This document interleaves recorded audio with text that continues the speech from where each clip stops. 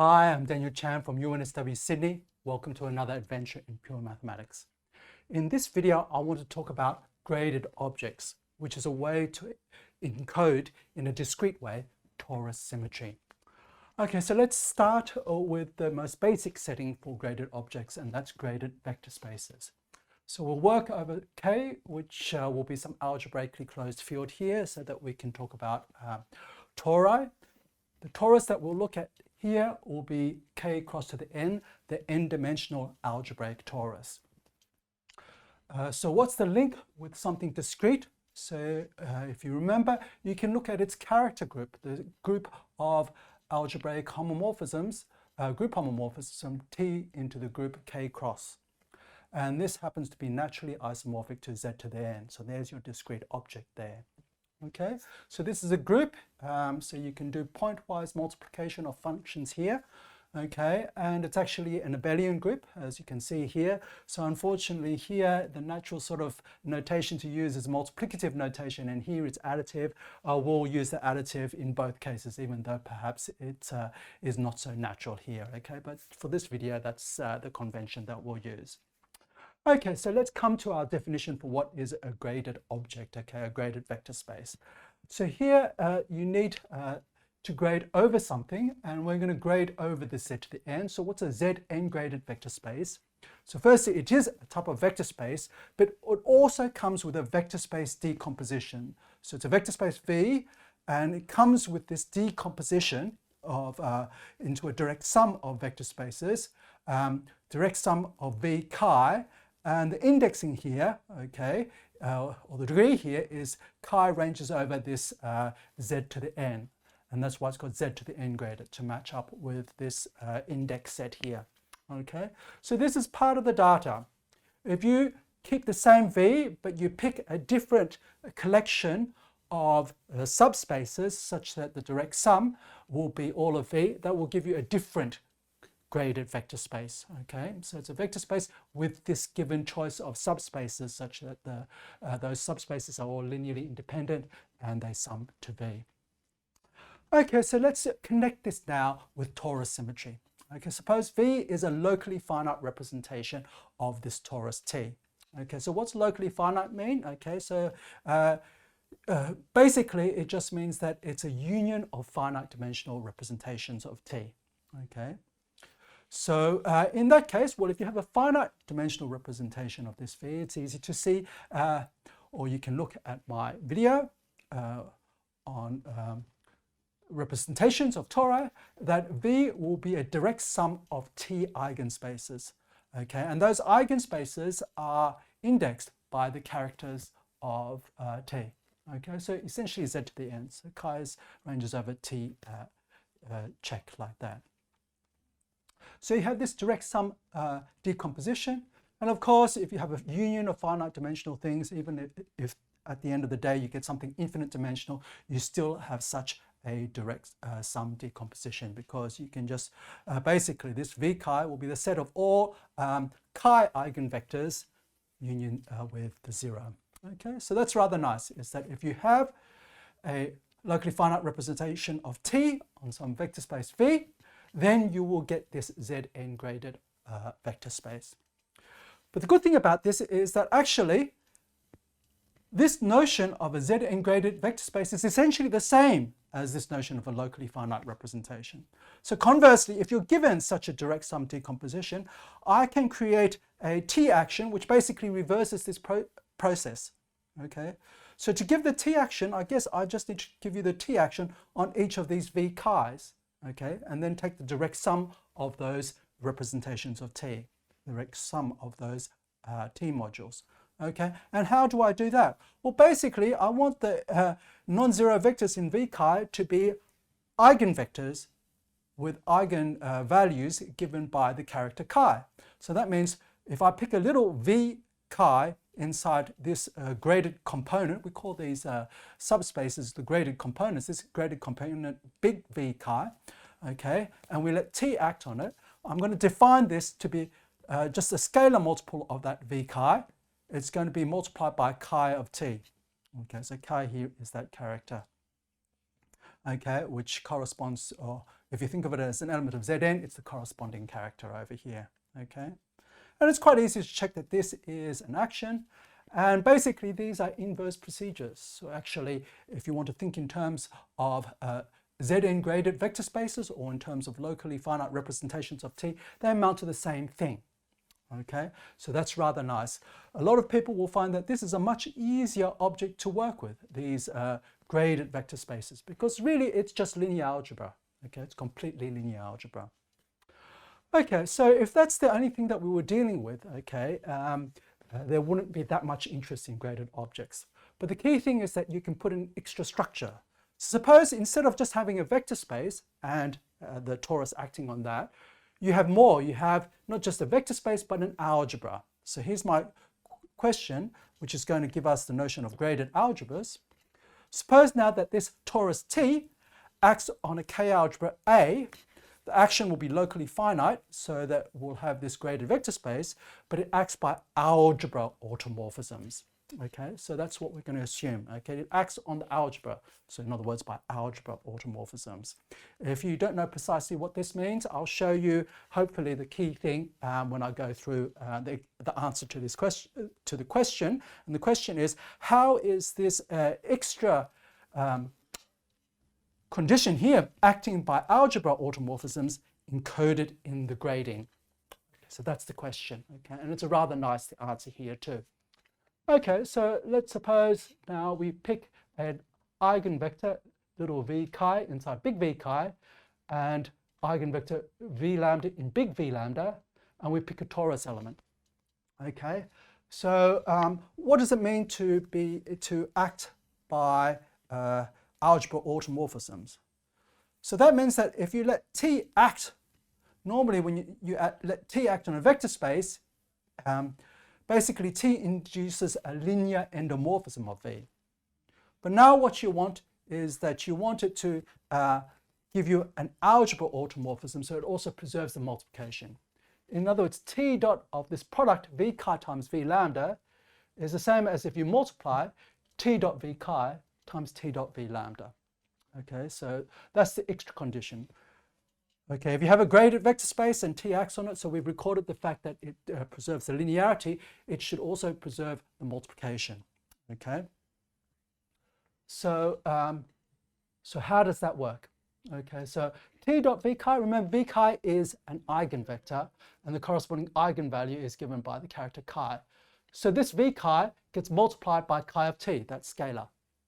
Similarly, V lambda is an eigenvector, so that gets multiplied by lambda of T. Now, of course, these are scalars inside K. It's a K algebra. You can pull that out. So you've got just a multiple of V chi V lambda. So T acting on this product V chi V lambda is going to be a scalar multiple of V chi V lambda. In other words, this V chi V lambda, if it's not 0, is going to be an eigenvector.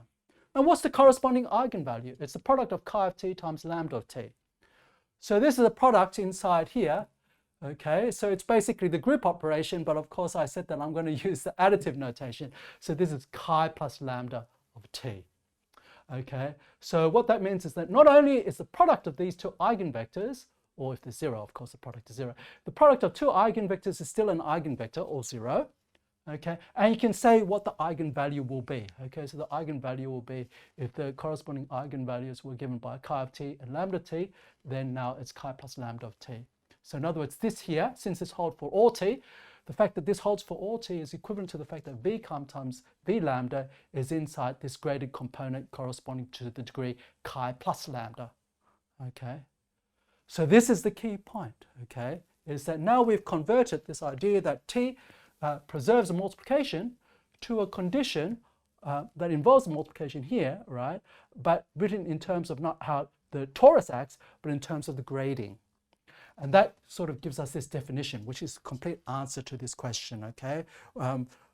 What does this mean? Okay, basically it's encoded in this definition. What's a Zn graded algebra? So firstly, it should be a Zn graded vector space, which is also an algebra. So we'll start with an algebra A, and it has a graded vector space structure. Okay, A equals the direct sum of A chi, where chi ranges over Z to the N. And that extra condition that we need here is precisely this one here. So let's write this out. If you multiply something in big V chi with something in big V lambda, you land in big v chi plus lambda. Since our vector space was A now, it's A chi times A lambda is contained inside A chi plus lambda. And this holds for all characters chi lambda or chi lambda inside Z to the n.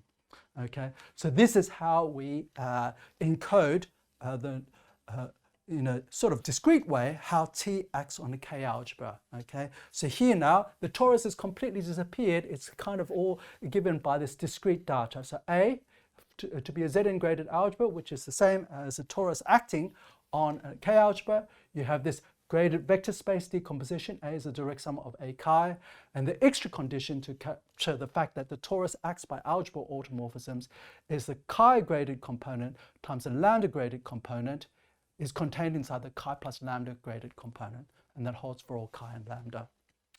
Okay, so I think it's probably time to go through some examples so you can really see what's going on here. Okay, so let's suppose my torus here, it's going to act diagonally on this n-dimensional vector space. So this is an n-dimensional torus, and you're going to let it act on this vector space v equals kx1 direct sum all the way up to kxn. So if you're given some linear combination of x1 up to xn, say alpha 1 dot up to alpha n, so that's your tuple here. Okay. How does T1 to Tn act? It's just going to scale the corresponding entries. So this is T1 alpha 1, T2 alpha 2, all the way up to Tn alpha n. Okay, so for example, let's just see what happens. Let's see how this T1 up to Tn acts on x1. So that means that you have x1 here and zeros everywhere else. So essentially you just get T1 x1. So x1 here is going to be an eigenvector for this torus action. It just gets multiplied by, it only depends on the first coordinate T1.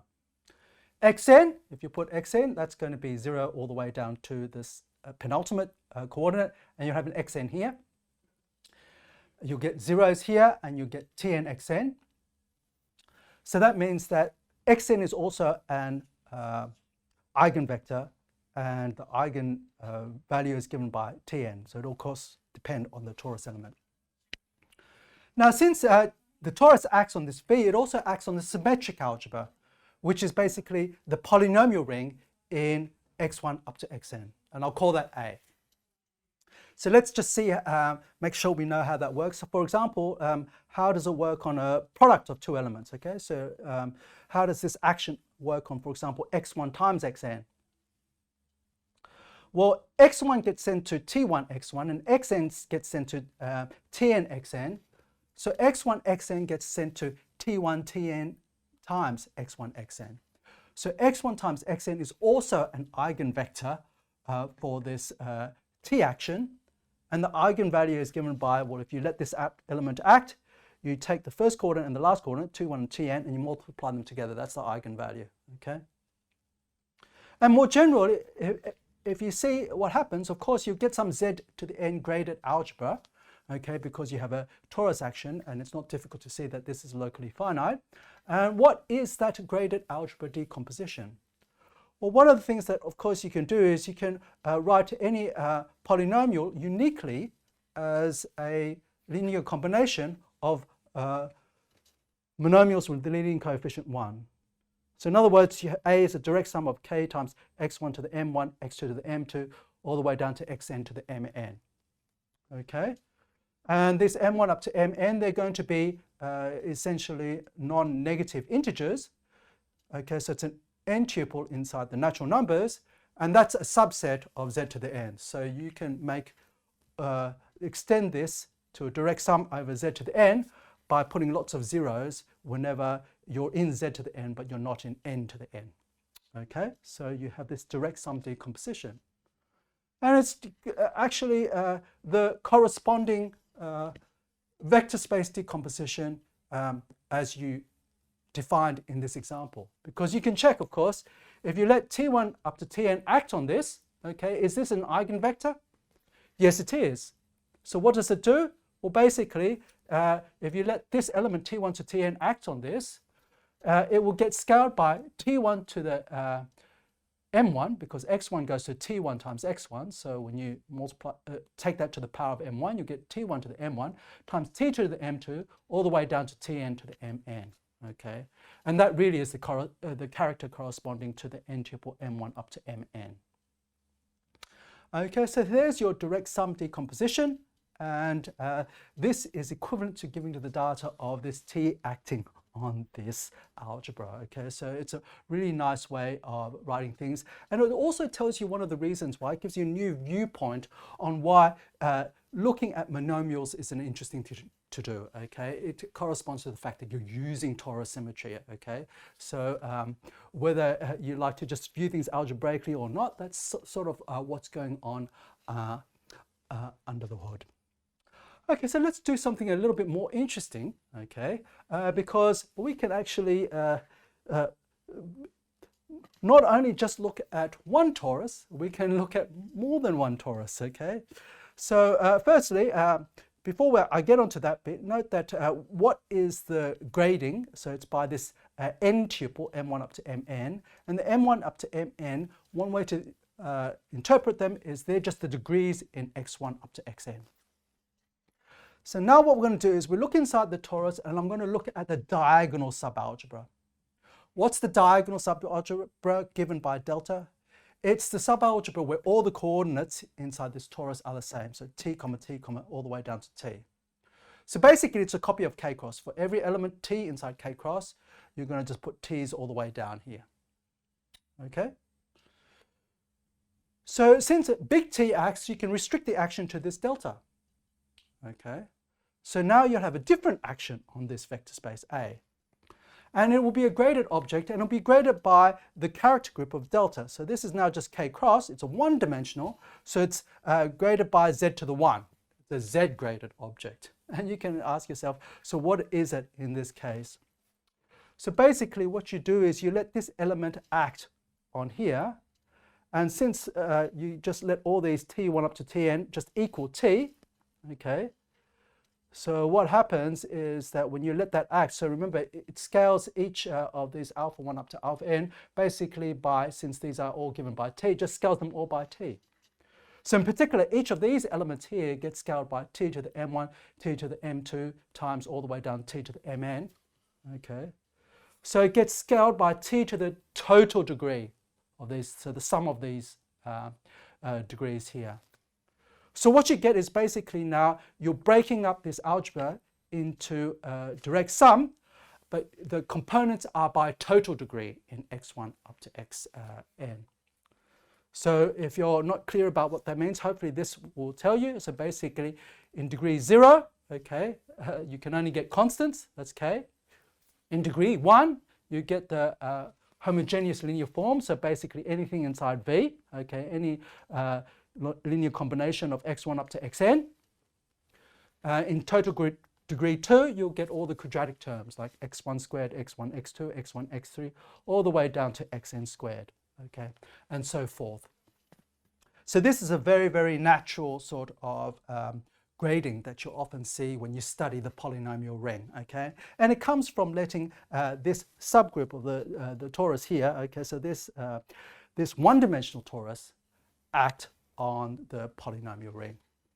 And so what we've seen in this video is basically that one way to encode torus symmetry in this sort of linear setting, okay, is by this notion of a graded vector space, and this allows you to look at this thing basically purely from a linear algebra point of view, and it involves a discrete way of breaking up this vector space. So it's a discrete sort of notion, and it's quite robust in the sense that if you want to sort of like up the data that you have here from a vector space to an algebra, okay, you can work out, so that just means that you want some more data on this vector space decomposition, okay? And in the case of an algebra, that tells you that it corresponds to a Zn graded algebra, and there are lots of other similar sorts of situations where you can make this sort of generalization. I hope you enjoyed this adventure in pure mathematics.